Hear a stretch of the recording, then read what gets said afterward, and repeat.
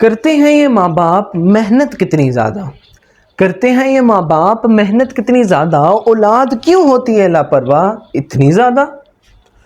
है ये माँ बाप भोले भाले ही सही, है ये माँ बाप भोले भाले ही सही, फ़ायदा उठाती है ये औलाद क्यों इतनी ज़्यादा।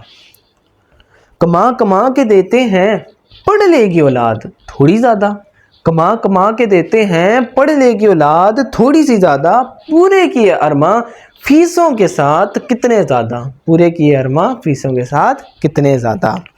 न देखा कभी कितने हज़ार भरे इस औलाद की झोली में कितने ज़्यादा, न देखा कभी कितने हज़ार भरे इस औलाद की झोली में कितने ज़्यादा, न गिन पाएगी न चुका पाएगी ये एहसान इतने ज़्यादा। मगर फिर भी ये औलाद क्यों होती है इतनी कमज़र्फ़, छोड़ देती है ख़जाना, छोड़ देती है ख़जाना, कागज़े डिग्री मिलते साथ, कागज़े डिग्री मिलते साथ, भूल जाती है तमाम ऐसा सोचो गुमान अपना ही है सब कुछ, भूल जाती है तमाम ऐसा सोचो गुमान अपना ही है सब कुछ। किया क्या है इन हस्तियों ने हो गया है अलविदा खुदा न ख्वास्ता, किया क्या है इन हस्तियों ने हो गया है अलविदा खुदा न ख्वास्ता।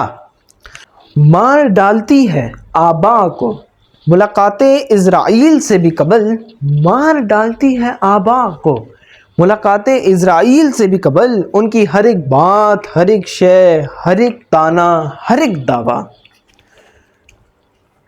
करते हैं ये माँ बाप मेहनत कितनी ज़्यादा, करते हैं ये माँ बाप मेहनत कितनी ज़्यादा, औलाद क्यों होती है लापरवाह इतनी ज़्यादा।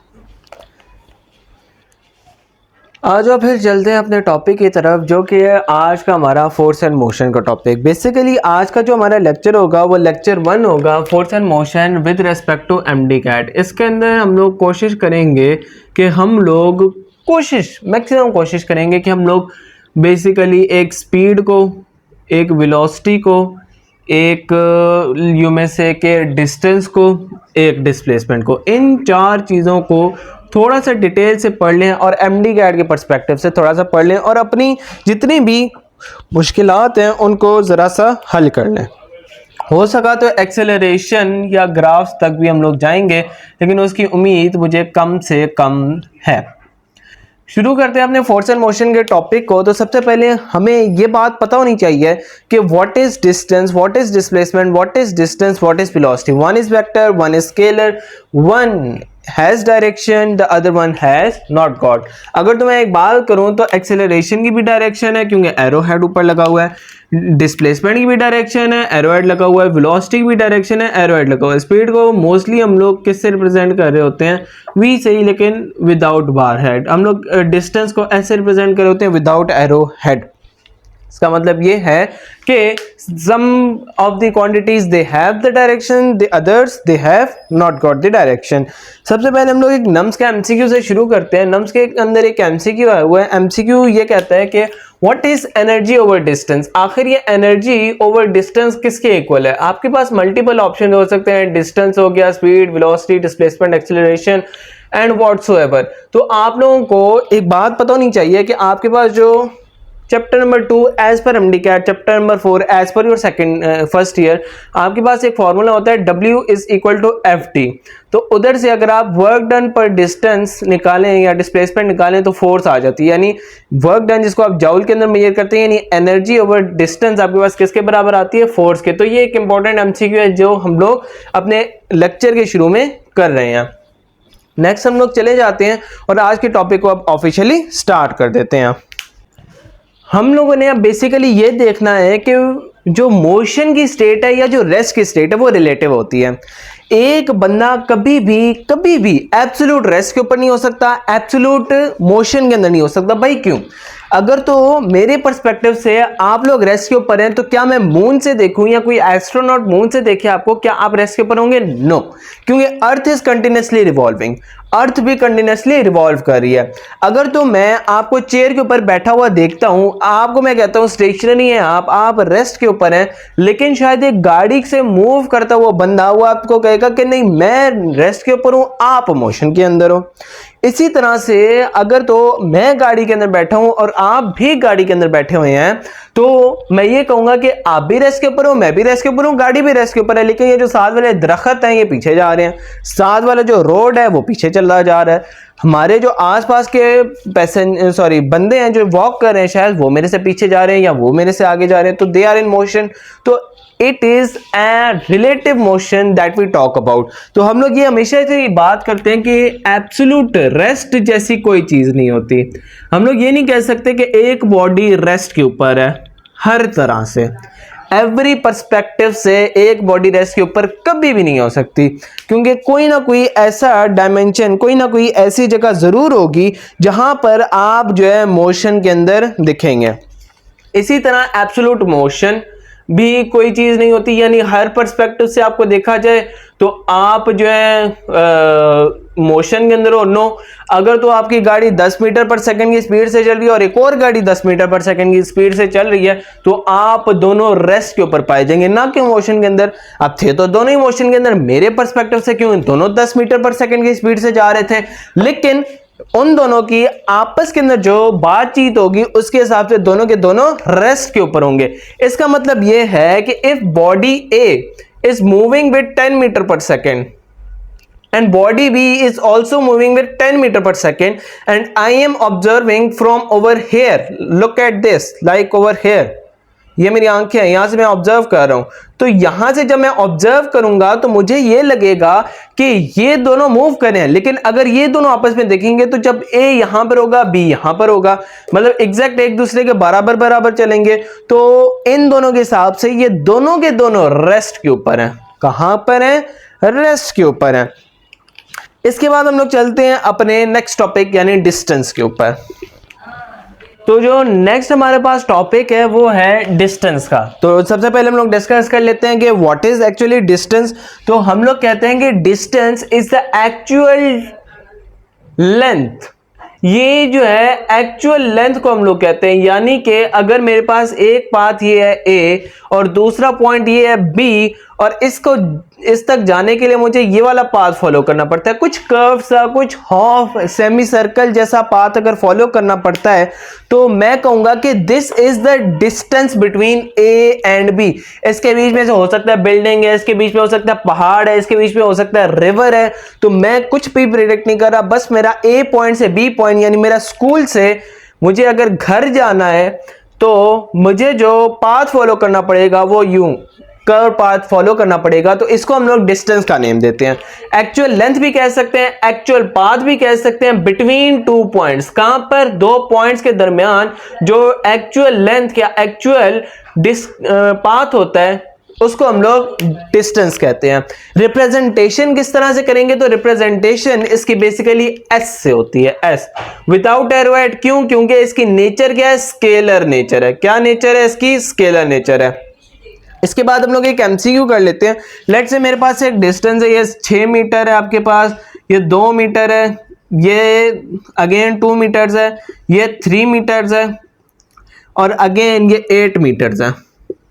मुझे बताओ इसका डिस्टेंस कितना होगा? मुझे ए पॉइंट से बी पॉइंट तक जाना है, तो अब मैंने अगर डिस्टेंस कैलकुलेट करना है इस एमसीक्यू के अंदर, इस पर्टिकुलर एमसीक्यू के अंदर अगर तो मुझे डिस्टेंस कैलकुलेट करना है तो मेरे पास जो डिस्टेंस होगा वो 6 + 2 10, 10 + 2 12, 12 + 3 15, 15 + 8 दैट इज 23 मीटर्स का मेरे पास डिस्टेंस आ जाएगा। Now this is the actual path. यूं जाना पड़ेगा, फिर ऊपर, फिर राइट, फिर ऊपर, फिर लेफ्ट मोड़ना पड़ेगा, तो मेरा डिस्टेंस कवर अप हो जाएगा। That is 23 metres is your answer. Option आपके पास कोई भी हो सकते हैं, 18 metre, 20 metre, 15 metre and so on. अब कुछ कंडीशंस पढ़ लेते हैं जो हमारी बेसिकली बहुत ही इंपॉर्टेंट कंडीशंस होती हैं।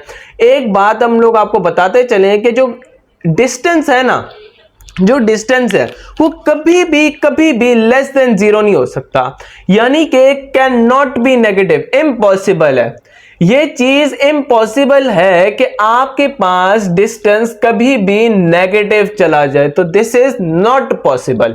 Distance can never be less than 0, so this is not possible. एक और मैं आपको फैक्ट बताता हूं। फैक्ट ये है कि s can also never be equal to 0 if body is in motion.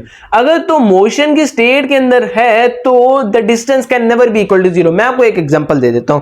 मैं यहां पर खड़ा हुआ हूं, मैं 3 कदम आगे चलना शुरू कर देता हूं। मैंने 3 कदम आगे चल दिया, अब मैं 3 कदम वापस जा रहा हूं, 1 2 एंड 3। तो ये जब मैं 3 कदम आगे गया और 3 कदम पीछे आया तो मेरा जो डिस्टेंस होगा वो 6 कदम होगा, यानी 6 फीट यू में से 6 फुट डिस्टेंस होगा। तो अब मैंने 6 फुट डिस्टेंस लेट से, या मैंने लेट से 6 मीटर का डिस्टेंस कवर कर लिया है, 1 2 3 एंड अगेन 1 2 3। तो मैंने 6 मीटर का डिस्टेंस कवर कर लिया है। जब भी मैं मोशन के अंदर हूंगा मेरा सर्टेन डिस्टेंस होगा। मैं रेस्ट के ऊपर हूं, मेरा डिस्टेंस 0 के इक्वल हो सकता है। अगर यही मेरा इनिशियल पॉइंट है, यही मेरा फाइनल पॉइंट है। लेकिन अगर तो मेरा इनिशियल पॉइंट और final point after motion same हो जाता है तो भी हम लोग कहेंगे कि distance is not equal to 0। ये बात आप लोगों को समझनी है कि जब भी हम लोग मोशन के अंदर मूव कर रहे होते हैं तो हमारा जो डिस्टेंस है वो नॉट इक्वल टू 0 होता है। अब हम लोग डिस्कस करते हैं कि आखिर ये डिस्टेंस सर्कल्स के अंदर हम लोग किस तरह से स्टडी कर सकते हैं। अब अगर तो हम लोग सर्कल्स की बात करें, ये देखो सर्कल्स मैंने बना दिए, 1 2 3 4 सर्कल्स बना दिए। अब अगर तो आपको कलर्स का डिफरेंशिएशन नजर आ रहा हो तो ये पूरा ब्लू से बना हुआ है, ये आधा ब्लू से बना हुआ है, ये 1/4 ब्लू से बना हुआ है और ये 3/4 ब्लू से बना हुआ है। अब हम लोग इन चारों के डिस्टेंस मालूम करेंगे। अगर तो आपको सरकमफेरेंस ऑफ अ सर्कल का फॉर्मूला आता है तो सरकमफेरेंस ऑफ अ सर्कल का फॉर्मूला होता है 2πr। और सरकमफेरेंस हम लोग किसे कहते हैं?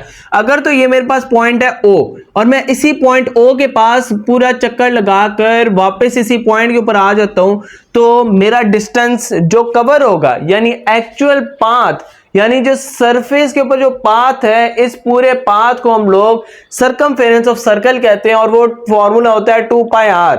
2π मल्टीप्लाई बाय इट्स रेडियस, और रेडियस कहां से होगा? मिडल पॉइंट से किसी भी सरकमफेरेंस के साथ intersect, this will be its radius. तो अब अगर तो मैंने फुल ऑफ द सर्कल का में से डिस्टेंस मालूम करना है कि मैं O पॉइंट से शुरू करूं और O पॉइंट के ऊपर ही खत्म करूं तो इसका डिस्टेंस कितना आ रहा है? 2πr। अब यही डिस्टेंस मैंने कवर करना है, पर now I am starting from O point but ending my distance at A point, यानी मैंने सेमी सर्कल का डिस्टेंस तय करना है। अब सेमी सर्कल का डिस्टेंस तय करना है तो मैं इसका हाफ डिस्टेंस तय कर रहा हूं, यानी 2πr/2। तो 2 से cancel and the distance will be πr। मैं πr वाला डिस्टेंस कवर अप कर रहा हूं।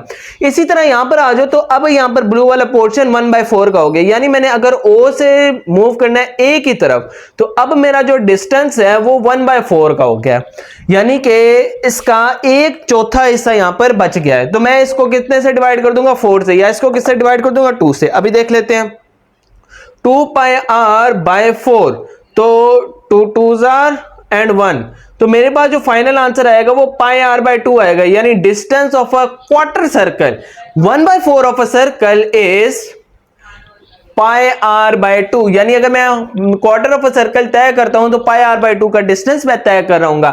इसके अंदर आ जाओ, इसके अंदर अगर मैं पॉइंट O से शुरू करूं और मैं घूम घूम कर पॉइंट A के ऊपर आ जाऊं और मैं 3/4 ऑफ अ सर्कल को तय करूं तो मैं इसको किससे मल्टीप्लाई कर दूंगा? 3/4 से, यानी 3/4 मल्टीप्लाई बाय 2πr, यानी मैं इसका आंसर निकाल सकता हूं 2 2s are 4 and 1, तो मेरे पास आ जाएगा 3πr/2 इज माई डिस्टेंस।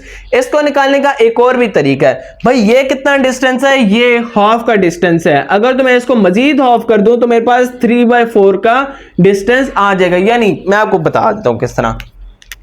इसके ऊपर आ जाओ, ये πr है। इसके अंदर अगर मैं हाफ प्लस एक इस तरह का क्वार्टर ऐड कर दूं, यानी πr प्लस ये क्वार्टर मैंने एक और लिया हुआ है, ये क्वार्टर, इसका डिस्टेंस एक और ऐड कर दो, πr/2। एक और तरीका ये है, πr प्लस πr/2 एलसीएम लेना पड़ेगा, 2πr/2, डिनोमिनेटर सेम, ऊपर वाली चीजें ऐड हो जाएंगी तो 3πr/2 आंसर आ जाएगा सेम एज इट इज। करने का एक और तरीका बताता हूं। ये आपके पास है πr/2 जो कि एक क्वार्टर ऑफ सर्कल है। मैंने यहां पर 3 क्वार्टर्स बनाए तो इसको 3 से मल्टीप्लाई कर दो, 3 multiply by pi r by 2, तो 3 pi r by 2 exact ditto copy है। सबसे आसान वाला आपको एंड वाला लगेगा। खैर सारे मेथड मैंने आपको बता दिए हैं। नेक्स्ट अब हम लोग चले जाते हैं व्हाट इज, आखिर डिस्प्लेसमेंट क्या चीज है? डिस्प्लेसमेंट। अब हम लोग बात करने लगे डिस्प्लेसमेंट की। What is displacement? Displacement is basically the shortest distance, shortest path, shortest length, जो मर्जी आप कहना चाहें, बिटवीन 2 पॉइंट्स, यानी 2 पॉइंट्स के बीच में जो shortest distance, shortest path, shortest length होगी, उसको हम लोग क्या कहेंगे? डिस्प्लेसमेंट का नाम देंगे। भाई इसको रिप्रेजेंट किस तरह करते हैं? Small D with arrow head. Sir nature इसकी क्या है? वेक्टर नेचर है। इसके साथ हम लोग एक एमसीक्यू कर लेते हैं कि क्या डिस्प्लेसमेंट कभी भी इस डिस्टेंस के इक्वल हो सकता है? तो it can never ever be equal to zero, never ever be equal to zero, never ever equal to zero. 3 दफा कह दिया, 3 दफा। आगे सुनो सर, क्या डिस्प्लेसमेंट लीनियर मोशन के अंदर भी कभी इक्वल नहीं हो सकता? मैं कहूंगा नहीं, displacement can never be equal to zero. अभी देख लेते हैं, ये 2 मीटर का डिस्टेंस है, यहां पर डिस्प्लेसमेंट शॉर्टेस्ट पाथ भी यही है इसके दरमियान में, लेकिन क्या डिस्टेंस आपको डायरेक्शन बताता है? नहीं बताता। तो distance can never be equal to distance. हाँ नेक्स्ट देखो, नेक्स्ट हम लोग ये कहते हैं कि डिस्प्लेसमेंट का जो मैग्नीट्यूड है वो इक्वल टू जीरो हो सकता है if linear motion is followed, linear unidirectional motion is followed. Sir unidirectional का वर्ड क्या अहमियत रखता है यहां पर? तो मैं यूनिडायरेक्शनल मोशन की आपको एक अहमियत बताता हूं। लेट्स से मैं यहां से 2 मीटर यूं जाता हूं, फिर 2 मीटर वापस आता हूं, फिर 2 मीटर वापस जाता हूं। अब मेरे पास डिस्टेंस कितना हो गया? डिस्टेंस होगा 2 + 2 + 2, 6 metre is equal to distance. लेकिन डिस्प्लेसमेंट क्या होगी? यहां से यहां तक 2, यहां से यहां तक B2 है, once again A to B plus B to A plus A to B। तो मेरे पास क्या आएगा सर? अगर तो आप इस राइट हैंड साइड को पॉजिटिव ले लें तो ये आएगा +2 प्लस ये कितना आ जाएगा? -2। क्यों? क्योंकि डायरेक्शन ऑपोजिट हो गया। Plus A B once again towards the right +2, तो +2 और -2 कैंसिल, तो मेरे पास डिस्प्लेसमेंट कितना आ जाएगा भाई? 2 मीटर आ जाएगा, वो भी +2 मीटर। तो मैं ये कहूंगा कि आपके पास डिस्टेंस और डिस्प्लेसमेंट तब इक्वल होगा और इसका मैग्नीट्यूड सिर्फ तब इक्वल होगा जब लीनियर यूनिडायरेक्शनल मोशन आपके पास होगा। इसके अलावा ये कभी भी पॉसिबल नहीं है, कभी भी पॉसिबल नहीं है। इसके अलावा एक और एमसीक्यू भी कर लेते हैं। सर एक और एमसीक्यू ये है कि आपके पास जो डिस्प्लेसमेंट है वो ऑलवेज इक्वल टू जीरो है, ऑलवेज इन सर्कुलर पाथ। क्यों? क्योंकि initial point is always equal to final point, लेकिन सेमी सर्कल में नहीं होगा, क्वार्टर सर्कल के अंदर नहीं होगा। ऑल सर्कुलर मोशन, पूरा सर्कल जब 360 डिग्रीज का या 2πr का होकर आ जाएगा तब इक्वल होगा। एक और एमसीक्यू कर लेते हैं। रेशो निकालनी है भाई, किस चीज की रेशो निकालनी है? Ratio of distance to displacement for a semi circle. एक सेमी सर्कल के लिए आपको डिस्टेंस और डिस्प्लेसमेंट की रेशो निकालनी है। भाई किस तरह से निकालोगे? आप क्या करोगे? डिस्टेंस फॉर सेमी सर्कल याद है? नोट्स खोल लो अगर नहीं याद। πr था, ये तो हो गया πr। अब एक सर्कल यहां पर बना लेते हैं। ये लो एक सर्कल है, ये बीच में इसका रेडियस है। जो डिस्प्लेसमेंट होगी, लेट से ये सेमी सर्कल था तो ये O पॉइंट है, ये A पॉइंट है, O से A जा रहा है, ये कितना पाथ होगा? एक सिंगल आर का। ये भी कितना पाथ होगा? एक आर का। तो दोनों को जमा करोगे तो 2r का आपके पास क्या आ जाएगा? डिस्प्लेसमेंट आ जाएगा। और जो डिस्टेंस होगा पूरा का पूरा राउंड ट्रिप, वो कितना है? πr। आपको क्या लेना है? Ratio of distance to displacement. अभी देख लेते हैं क्या आंसर आएगा। तो डिस्टेंस ओवर डिस्प्लेसमेंट का जो अगर आपको आंसर आता है तो आप वीडियो पॉज करके आराम से आंसर निकाल लो, फिर ये देख लो। Sir distance over displacement πr/2r है कि नहीं? सर r को r से कैंसिल कर दो तो आपके पास आंसर आ जाएगा π/2। ये आपके पास रेशियो है किसकी? डिस्टेंस ओवर डिस्प्लेसमेंट की। किसके लिए? सेमी सर्कल के लिए। इसी तरह वो आपको क्वार्टर सर्कल के लिए भी कह सकते हैं। क्वार्टर सर्कल के लिए क्या था, लेट से क्वार्टर सर्कल के लिए निकाल लेते, क्वार्टर सर्कल थोड़ा सा मुश्किल है तो अभी हम लोग निकाल लेते हैं। सर क्वार्टर सर्कल के लिए ये मेरे पास, आप लोगों को अगर आना है करना है खुद करो, फिर ये देख लो, ये मेरे पास है आर, ये भी मेरे पास क्या होगा आर। मुझे कौन सा डिस्टेंस है शॉर्टेस्ट पाथ, वो तो ये बनेगा। भाई मैं इसकी लेंथ किस तरह फाइंड करूं, ओ से ए की शॉर्टेस्ट लेंथ। चलो मुझे क्वार्टर सर्कल की पीछे से वैल्यू तो पता चल गई है, वो क्या है pi r by two, pi r by two. नहीं याद, नोट्स खोल लो। ये तो हो गया डिस्टेंस। डिस्प्लेसमेंट क्या होगी भाई, आपको अगर ये देखो तो क्या ये राइट एंगल ट्राइंगल नहीं बन रहा है यहां पर, तो राइट एंगल बन रहा है। Base square plus hypotenuse square is equal to O A का होल स्क्वायर। स्क्वायर रूट ले लो, r plus r whole square root, r square plus r square whole square root is equal to O A. ये square root square से cancel हो जाएगा। Square root of 2 r square, r का square, इसको मैं इस तरह से लिखता हूं square root 2 into square root of R square. तो होगा क्या कि मेरे पास ओ ए की जो वैल्यू आएगी, इस आर का जो स्क्वायर है वो इसके स्क्वायर रूट से कैंसिल हो जाएगा, और आपके पास जो ओ ए की वैल्यू आ जाएगी वो आ जाएगी square root 2 R, R square root से बाहर आ जाएगा। अब यहां पर आज जो वैल्यूज पुट कर देते हैं। भाई डिस्टेंस की क्या वैल्यू है आपके पास, pi r by 2, pi r by 2, और डिस्प्लेसमेंट की क्या वैल्यू है square root 2 r, 2 into square root 2 r. भाई आर आर से कैंसिल, आपके पास फाइनल आंसर आ जाएगा pi by 2 square root 2। That is your final answer. दोनों एमसीक्यूज इंतहाई इंपॉर्टेंस रखते हैं। इसी तरह आप 3/4 ऑफ अ सर्कल या फुल सर्कल की भी आप निकाल सकते हैं। फुल सर्कल के लिए जाहिर सी बात है आपके पास जो डिस्प्लेसमेंट होगी वो तो 0 हो जाएगी।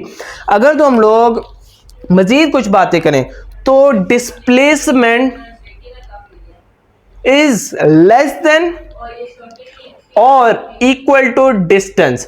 मोस्ट ऑफ द केसेस के अंदर डिस्प्लेसमेंट लेस देन डिस्टेंस होती है, डिस्प्लेसमेंट लेस देन डिस्टेंस होती है। क्या इसका मतलब ये है कि डिस्प्लेसमेंट ओवर एस की जो रेशियो है वो ऑलवेज लेस देन या इक्वल टू 1 आएगी? अगर तो डिस्प्लेसमेंट और डिस्टेंस बराबर बराबर, तो हमारे पास जो वैल्यू आनी चाहिए वो 1 आनी चाहिए बराबर। 2 मीटर 2 मीटर 2 2 से कैंसिल 1। अगर डिस्प्लेसमेंट थोड़ा है यानी 1 है और डिस्टेंस 2 मीटर है तो 1 से वैल्यू कम आ रही है ना, तो 0.5 is less then 1, equation is balance. Sir आपने ये कहां से निकाली? मैंने इस तरह से किया, d इज लेस देन और इक्वल टू s, ये यहां पर मल्टीप्लाई हो रहा था, यहां पर आकर डिवाइड कर दिया, यहां पर कुछ भी नहीं बचा तो 1 आ जाएगा। एक्सीलेंट हो गया जी हमारा काम। अगर तो मैं एक और एमसीक्यू दे दूं, चलो बोर्ड रेज कर लेते हैं। पहले एमसीक्यू आपके सामने है। Wheel of radius 1 metre moves on a horizontal ground and completes half revolution, find displacement। अब आपको डिस्प्लेसमेंट फाइंड करनी है जब एक व्हील है जो कि हाफ रेवोल्यूशन कंप्लीट कर चुका है, जब उसको एक ग्राउंड के ऊपर प्लेस कर दिया गया था। आप लोग अगर तो ये एमसीक्यू सॉल्व कर सकते हैं तो वीडियो को पॉज करके कोशिश कर सकते हैं, लेकिन मैं ये करा देता हूं। अगर तो आप लोगों ने गाड़ी का पहिया देखा हो तो एक पहिया अगर यहां पर मेरे पास मौजूद है ना, तो जब वो डिस्टेंस सर्टेन या रेवोल्यूशन कंप्लीट करेगा यानी ये थोड़ा सा मूव करेगा, तो क्या ग्राउंड के ऊपर भी सर्टेन डिस्प्लेसमेंट नहीं आएगी? क्यों नहीं आएगी? क्योंकि व्हील जब गाड़ी मूव करती है तो उसके व्हील तो सर्कुलर मोशन ही परफॉर्म कर रहे होते हैं, लेकिन डिस्टेंस भी तो सर्टेन कवर होता है। तो व्हील लेट से यहां तक मूव करके आ गया, यहां तक। अब मुझे कौन सा डिस्टेंस चाहिए? लेट से मैं थोड़े व्हील्स को बड़ा बना देता हूं और आपको थोड़ा सा अच्छी तरह समझाने की कोशिश करता हूं। ये मेरे पास आ गया ग्राउंड, मैंने व्हील बना दिया थोड़ा बहुत ही बड़ा, कुछ यूं इस तरह से ये व्हील बना दिया मैंने, और ये दूसरा व्हील है मेरे पास, ट्रक के व्हील है। ये लेट से मेरे पास इनिशियल पॉइंट था, या ये इनिशियल पॉइंट था ओ। अब ये ओ पॉइंट यहां पर आ गया, क्यों? क्योंकि इसने हाफ रेवोल्यूशन कंप्लीट कर लिया, ये यूं करके यूं मूव करके यहां पर आ गया, और ये इसने सर्टेन डिस्टेंस कवर कर लिया हॉरिजॉन्टल में। तो ये मैं लेट सपोज ये मुझे शॉर्टेस्ट पाथ इसका यानी डिस्प्लेसमेंट फाइंड करना है। अब ना तो मुझे ये वाली चीज पता है ना मुझे ये वाली चीज पता है, बल्कि ये वाली आर तो पता है मुझे। आर क्या है? Wheel of radius 1 metre. तो अब ये वाली लेंथ मैं मालूम कर सकता हूं ग्राउंड से लेकर यहां तक की लेंथ। क्यों? ये वाला डिस्टेंस आर होगा, ये वाली भी डिस्टेंस आर हो जाएगा, तो जो मेरे पास y कंपोनेंट आ जाएगा dy, वो हो जाएगा लेट से 2r। अब ये वाला जो कंपोनेंट है वो कितना होगा?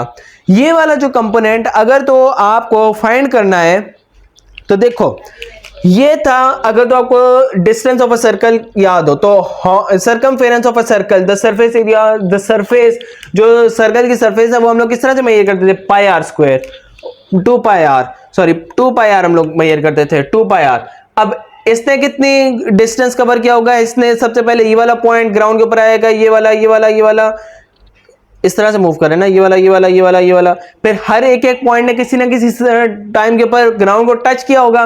तो जो ग्राउंड से मूवमेंट हुई होगी यहां तक, वो कितनी हुई होगी, वो पाई आर की हुई होगी। क्यों? क्योंकि इसने हाफ रेवोल्यूशन कंप्लीट किया। जब पाई आर की इसने हॉरिजॉन्टल कंपोनेंट मूव किया है तो अब ये मेरे पास आ गया dx। अगर ये एमसीक्यू किसी को समझ नहीं आया, मैं फिर से रिपीट कर रहा हूं। आपके पास इनिशियली ये व्हील इस पॉइंट के ऊपर था, ये व्हील यहां पर चला गया, आपके पास ये वाला पॉइंट O था, हाफ रेवोल्यूशन के बाद ये पॉइंट U मूव करके यहां पर पहुंच गया। सर्टेन हॉरिजॉन्टल डिस्टेंस भी कवर करेगा क्योंकि गाड़ी के मूव करने की वजह से हॉरिजॉन्टल डिस्टेंस भी कवर होता है। आपके पास ये है वर्टिकल डिस्टेंस जो कि हम लोग फाइंड कर लेंगे। यहां पर रेडियस हमें 1 मीटर गिवन है, तो 1 मीटर की बेस के ऊपर हम लोग देख सकते हैं कि हमारे पास ये हो गया 1 मीटर, ये भी हो गया 1 मीटर। तो हम लोग कह सकते हैं कि 1 + 1 हमारे पास dy आ गया 2r। हम लोग इस तरह से x कंपोनेंट को अगर निकालें, यानी कि एक तरह से ट्राइंगल बन रहा है ना, ये भी 90 डिग्रीज का, देखो ये 90 डिग्रीज बन रहा है। तो हम लोग कह सकते हैं कि ये जो बेस है हमारी वो dx हमारे पास कितनी बनेगी, ये देखो ये टायर यूं करके यूं मूव करेगा, यूं। तो देखो हर एक एक point of the surface touch नहीं हो रहा, तो yes it is being touched. तो हमारे पास जो dx कंपोनेंट है वो पाई आर की इक्वल आ जाएगा। अगेन हम लोग ट्राइंगल वाला हाइपोटेन्यूस वाला फॉर्मूला लगाएंगे, dx² + dy² is equal to d²। Vectors को सॉल्व करना आता है ना, resultant is equal to square root of dx² + dy²। तो हम लोग भी वही कंपोनेंट निकाल रहे हैं। dx क्या है, पाई आर का होल स्क्वायर, प्लस dy क्या है, 2r का होल स्क्वायर। और ये हमारे पास किसके इक्वल आ जाएगा, डिस्प्लेसमेंट के। तो मैं इसके अंदर जरा स्क्वायर रूट के अंदर π² r² लिखता हूँ प्लस 2r² लिखता हूँ। मैं इसके अंदर से क्या कॉमन ले रहा हूँ, r कॉमन ले रहा हूँ। यहाँ एंड के ऊपर, हर किसी के एंड के ऊपर r भी ऑप्शन के अंदर। यहाँ पर मैं r² कॉमन लेता हूँ और मैं π² + 2 ले लेता हूँ और होल स्क्वायर रूट कर देता हूँ। जैसे ये r² है, ये स्क्वायर रूट से कटेगा और ये बाहर आ जाएगा और हमारे पास जो फाइनल आंसर बनेगा r² ऑफ π² + 2, सॉरी π² + 4। ये 2r का होल स्क्वायर है, सॉरी 2r का होल स्क्वायर होगा तो ये 4 आ जाएगा, 4r² होगा तो ये भी 4 आ जाएगा। तो हमारे पास जो आंसर होगा वो π² + 4 आ जाएगा। तो π² + 4, r π² + 4, ये हमारे पास करेक्ट ऑप्शन बीटा बन जाता है। इसके बाद अब हम लोग एक और एमसीक्यू को सॉल्व करने की भरपूर कोशिश करते हैं।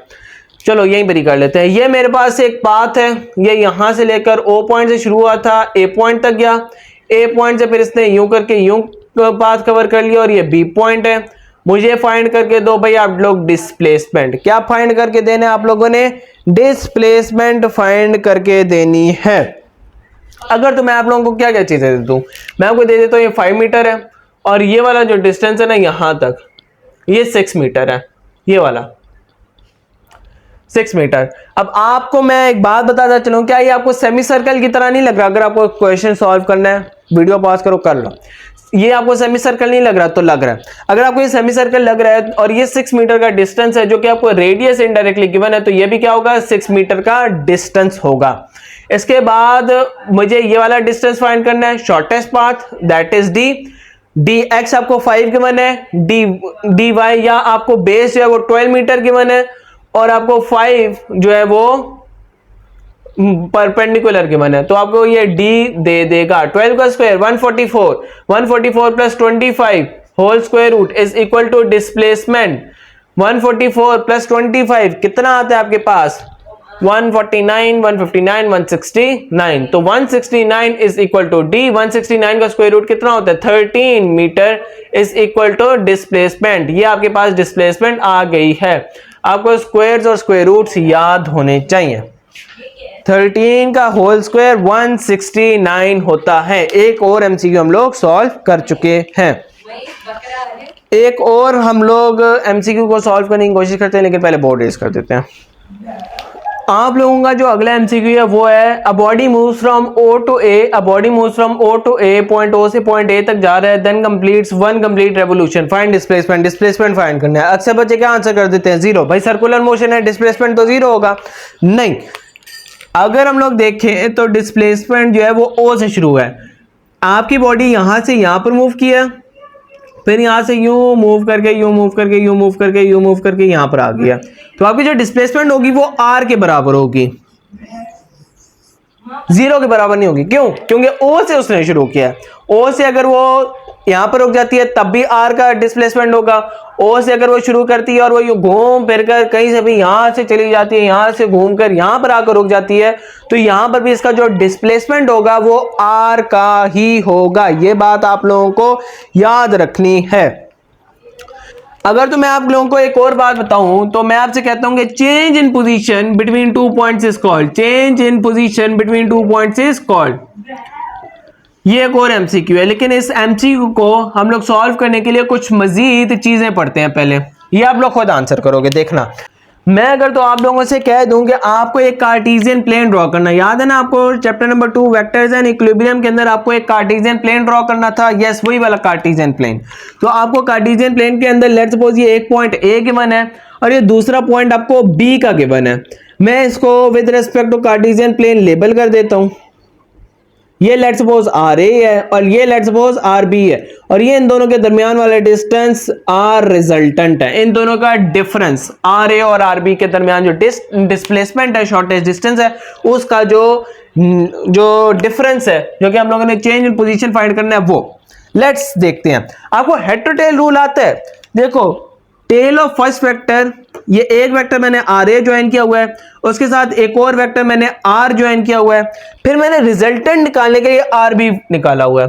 तो हेड टू टेल रूल क्या कहता था कि आप अगर दो वेक्टर्स को जोड़ो, जैसे कि मैंने यहां पर जोड़ा हुआ है, इनडायरेक्टली जोड़ा हुआ है। मैंने यहां पर आर ए पहले ड्रॉ किया, फिर जो हेड ऑफ फर्स्ट वेक्टर है वो टेल ऑफ सेकंड वेक्टर के साथ जुड़ी हुई है और एक और निकल रही है वेक्टर, और ये R B let's suppose resultant है ना। तो मैं इसको कैसे कह सकता हूं कि R A plus R is equal to R B. ये तो हेड टू टेल रूल से पता चला। लेकिन अगर मैं आर सिर्फ निकालना चाहूं तो मैं कह सकता हूं R B minus R A. तो ये आर क्या आ रहा है, ये चेंज इन पोजीशन आ रही है, आर ए और आर बी। क्या डिस्प्लेसमेंट नहीं है? तो यस, इट इज डिस्प्लेसमेंट। तो मैं कहूंगा कि दो पॉइंट्स के दरमियान जो शॉर्टेस्ट डिस्टेंस है वो दो पॉइंट्स के दरमियान चेंज इन पोजीशन को भी हम लोग कह सकते हैं, and it is basically the change in position, है कि नहीं? तो हम लोगों ने आज एक नई बात मजीद सीख ली है।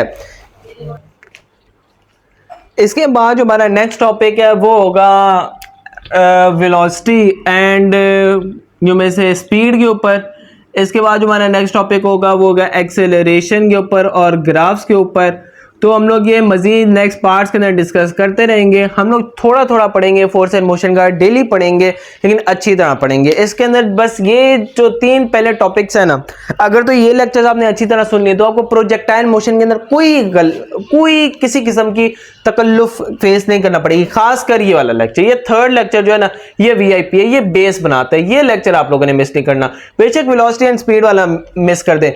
देखिए, आपको जो है ना डिस्टेंस एंड डिस्प्लेसमेंट आपको लगता था बहुत ही आसान है। मैंने आज व्हील वाली एग्जांपल दी, मैंने ये वाली एग्जांपल दी, मैंने ये वाली एग्जांपल दी। तो देयर आर मेनी थिंग्स जो कि हमें नहीं पता होती। तो लिहाजा लेक्चर को थोड़ा सा गौर से सुन लिया करें। ये भी सुनना इंपॉर्टेंट है, मैं ये नहीं कर रहा बिल्कुल इंपॉर्टेंट नहीं है, इंपॉर्टेंट है, लेकिन ये इसके ऊपर कोई गुंजाइश ही नहीं है। कोई मतलब कि यू में से कि कोई गुंजाइश है ही नहीं। तो हम लोगों को ये 3rd लेक्चर तो बिल्कुल भी मिस नहीं करना। चलें, मिलते हैं फिर आपसे अगले लेक्चर के अंदर। तब तक के लिए अल्लाह हाफिज़।